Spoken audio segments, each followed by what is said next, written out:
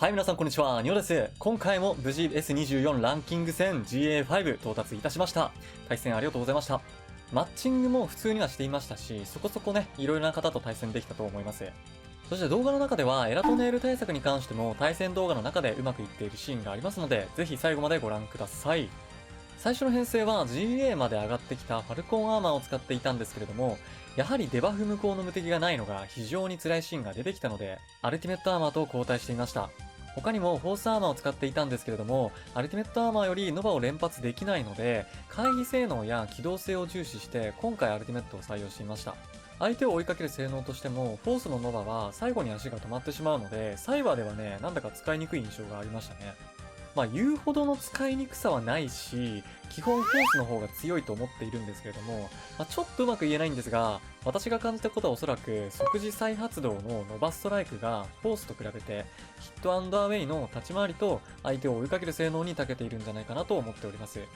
あくまで本当に細かい話だと思いますね。フォースは無敵時間を使ってその場でバスターインファイトっていうイメージもありますからね。アルティメットアーマーよりノバストライクを気軽に使えない印象もあります。はい、ということで前置きはこの辺りで自衛隊の対戦動画の方行きましょう。どうぞ。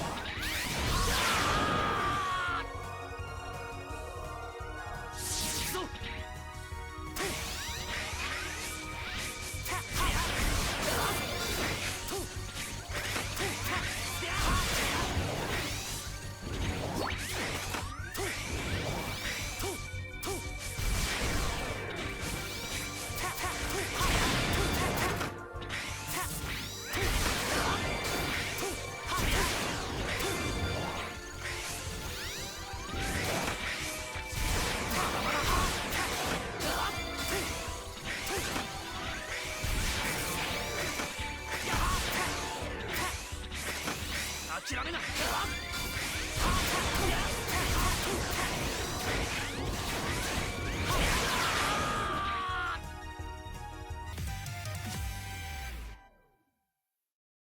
レディー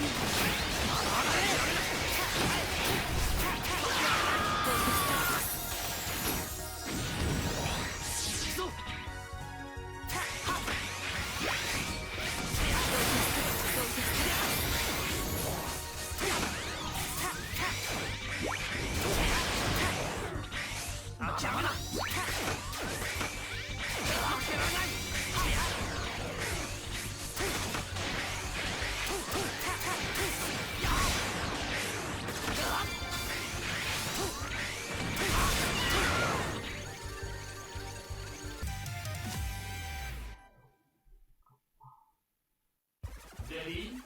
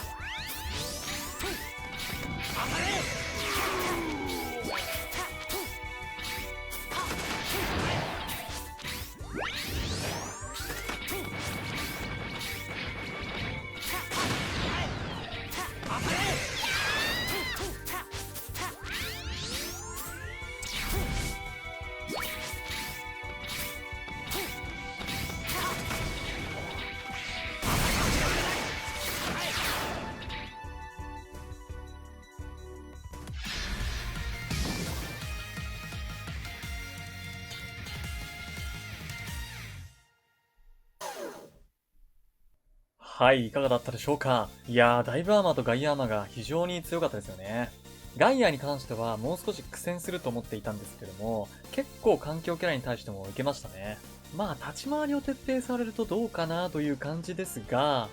ゲームの使用上のラグでガイアとの距離感が分かりにくい人が多いのかなといった印象がありましたね。100% 加速も入っちゃうと、ちょっと反応できない速さになると思います。私もギガアタックを避けるのは結構ミスったりしますね。広いステージでも頑張れば意外と追いかけることができたりと、本当ピーキーな性能をしていますね。この後のハイウェイでもガイアはすごく強いと思います。ハイウェイは横移動がしやすいステージになっておりますので、100% 加速を利用すればポテンシャルは十分に発揮できそうですよね。ダイブアーマーは言わずもがな、エラトネールにも対抗できる強さですね。現在の環境キャラ全てに対応できるキャラかなと思います。無敵受けができれば相当強く立ち回ることができますね。アルティメットアーマーに関して今回ノバで S 字に対しての下ルートを採用して戦っていました。このルートは知っていたんですけれども、上からの方が早いのかなーなんて思ってあまり使っていなかったんですが、下から追う方も意外と追いつけるパターンがありましたね。このあたりは使い分けるとかなり有効だと思います。そしてエラト対策なのですが、動画でもあった通り、あえて領域に入り瞬間移動した先で攻撃するというやつですね。これで倒せるってわけではないですが、ダメージソースになるっていうのが重要な点ですね。コツとしては、ボイドストラトスを使った後に少し時間を置いて中に入るだけです。ただこれパティシエルと違って相手がルムニールのクラミ射撃中だったり、ボイドストラトスの中に居座っていたら結構厳しいですよね。領域の中も連続ダメージ入りますので、無敵状態なら入りやすいですが、ダメージのリスクもありますね。さらに攻撃を受けると再度ボイドストラトスが発動できるので、移動先でダメージを与えた後も領域を展開されるとまあ普通にきついですよね。あくまで1回分のダメージを与えられると考えましょう。動画内だとアルティメットアーマーのバスターとガイアのギガアタック、2キャラ分を使って倒すことができましたね。逃げる手段があれば移動先でヒットアウェイすることも可能かもしれません。